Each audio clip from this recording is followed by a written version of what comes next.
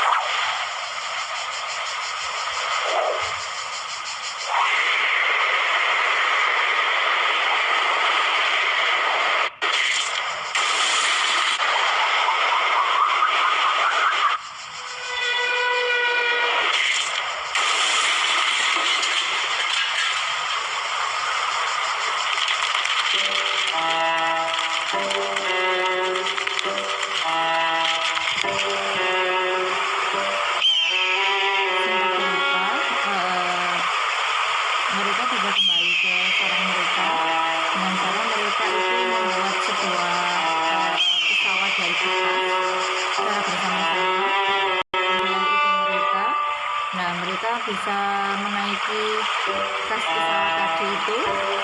Pesawat itu juga bisa dijadikan perahu juga. Kemudian mereka menaikinya dan mereka kembali ke sarang mereka.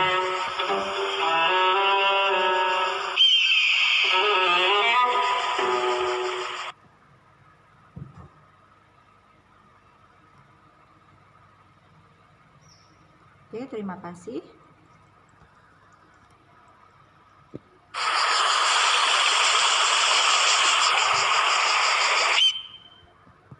Oke, dari contoh tersebut kita dapat menyimpulkan bahwa pengertian teks cerita inspirasi itu menurut Burhan Nurbiantoro dalam teori pengkajian fiksi, cerita merupakan isi cerita ekspresi naratif. Ekspresi tersebut dapat berupa sedih, senang, atau semangat.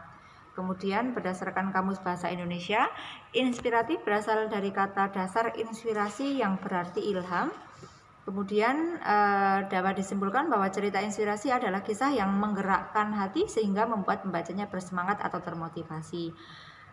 Saya kira dari contoh video tadi itu kita terinspirasi bahwa dengan cara berkelompok dan sebagainya, dengan ide yang kreatif kita bisa menyelesaikan masalah kita. Kemudian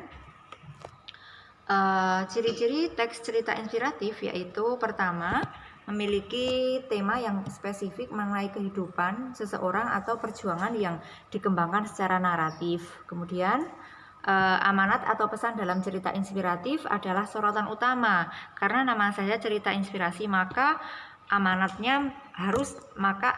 atau pesan itu harus ada dalam cerita itu. Kemudian bersifat naratif karena ini adalah cerita ya. Kemudian yang terakhir yaitu tokoh dalam cerita inspiratif dapat berasal dari kehidupan nyata atau fiksi. Seperti yang sudah kita pelajari tadi, ada jenis cerita fiksi dan jenis cerita non-fiksi. Kemudian jenis cerita inspiratif itu ada non-fiksi, kemudian ada fiksi, berdasarkan tokoh ada tokoh terkenal, ada tokoh sufi, dan tokoh binatang. Yang cerita inspirasi non-fiksi maka itu berasal dari cerita yang nyata. Kemudian cerita inspirasi fiksi berarti cerita yang tidak nyata atau tokohnya bisa tokoh rekaan. Kemudian berdasarkan tokoh ada 3, yaitu tokoh terkenal, tokoh inspirasi sufi, dan inspirasi binatang. Yang namanya tokoh terkenal berarti tokoh yang sudah dikenal banyak orang.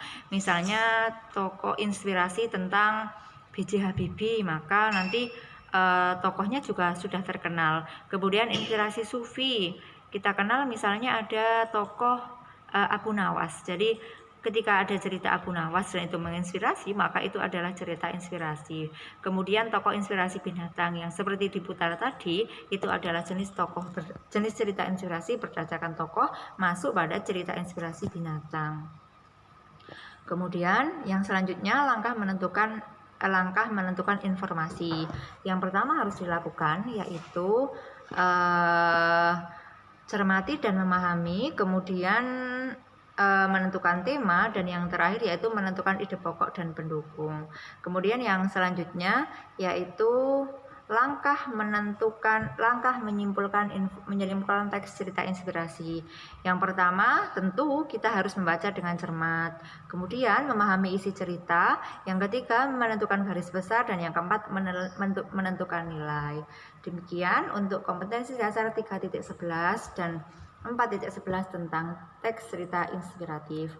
Terima kasih, semoga video ini dapat bermanfaat. Saya akhiri.